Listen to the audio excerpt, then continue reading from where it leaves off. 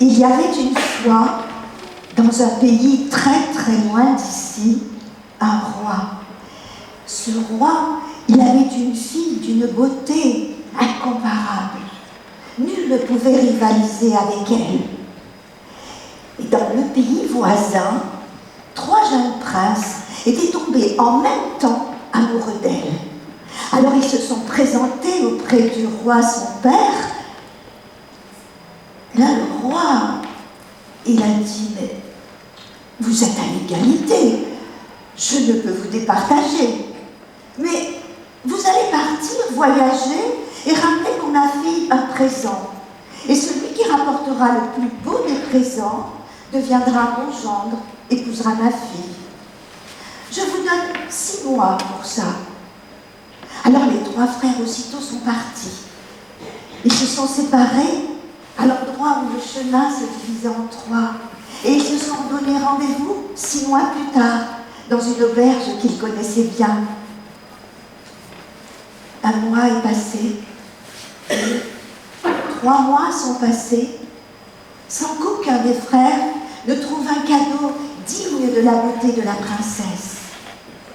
C'est seulement au seuil du 6e mois que le frère aîné, traversant un village, a vu un marchand ambulant. Et le marchand ambulant criait à qui voulait l'entendre qu'il y avait des tapis pur lait, des tapis magnifiques et des tapis qui avaient un secret. Alors l'homme s'est approché, s'est renseigné sur le secret. Les tapis sont magiques. Il suffit de mettre un pied et le tapis s'envole à 100 lieues de là, par-dessus les montagnes, par-dessus les rivières. L'homme aussitôt a dit « je l'achète ». Il a mis les 2 pieds sur le tapis et il a été transporté justement devant l'auberge où il avait rendez-vous avec ses 2 frères. Bien sûr, il était le premier, vous vous en doutez. Pendant ce temps-là, le 2e frère, lui aussi, cherchait un présent pour la princesse. Et lui aussi ne trouvait rien digne de sa beauté.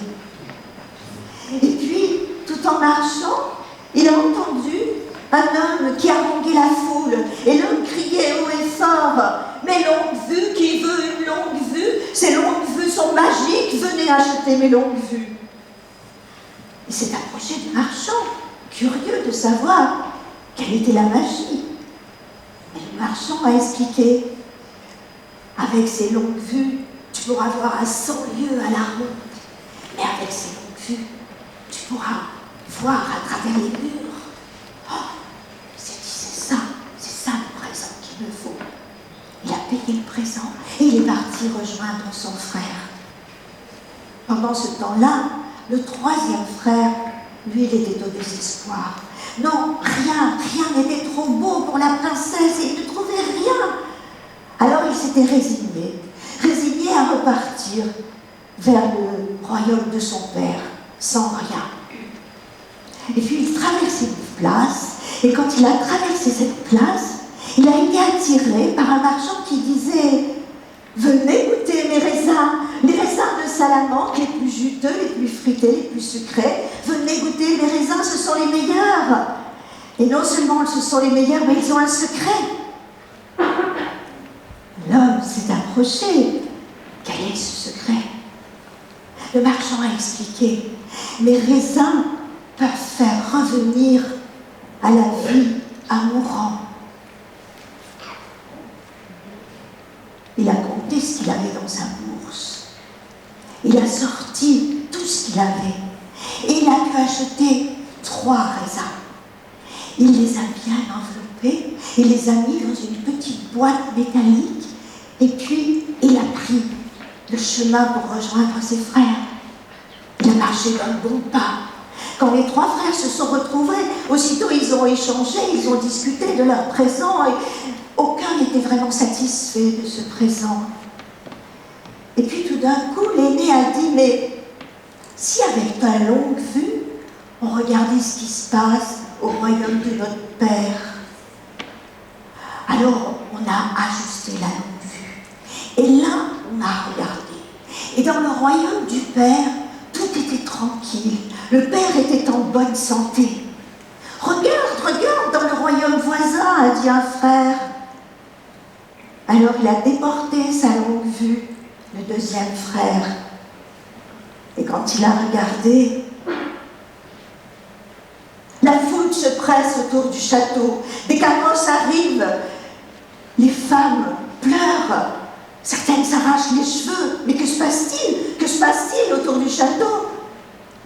Il a ajusté sa longue vue, il a dirigé vers la chambre de la princesse. Et là, il l'a vue.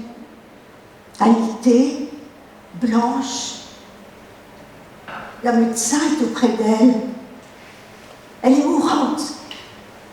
Prenons le tapis, allons-y, il nous faut l'aider. Et tous les trois sont montés sur le tapis. Et ils se sont envolés par-delà les nuages, par-delà les rivières, par-delà les montagnes.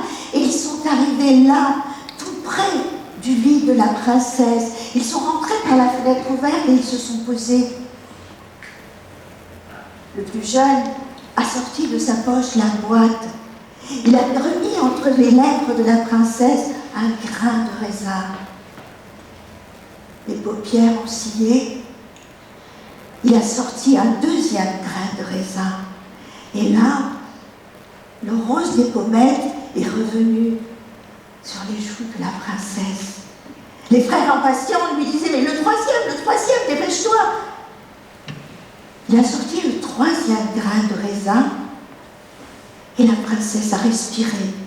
Elle s'est étirée et elle a demandé aussitôt à ce qu'on appelle son père et puis à ce qu'on lui amène sa plus belle robe. Car oui, elle allait pouvoir se marier.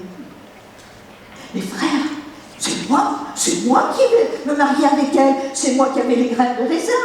Mais non, c'est moi, grâce à ma longue vue, on a su dans quel état elle était, mais pas du tout, c'est moi, a dit le premier frère, le frère aîné. Grâce à mon tapis, vous êtes arrivés à temps. Enfin, chacun a inventé les mérites de son cadeau. Quand le roi est arrivé, cessez, a-t-il dit, cessez. C'est à ma fille de choisir qui elle va épouser. Alors, si vous aviez été la princesse, qui auriez-vous choisi? Le premier. Et là, t'as quelqu'un là. Là, j'ai quelqu'un? Le dernier parce qu'il a été le plus généreux. Eh bien, quelqu'un d'autre veut s'y tenter? Le 3. Le dernier. Le dernier. Oh, le dernier a l'air de faire l'unanimité. Hein? C'est un petit cordonnier, c'est un petit cordonnier qui a eu sa préférence, selon-là, qui a eu sa préférence.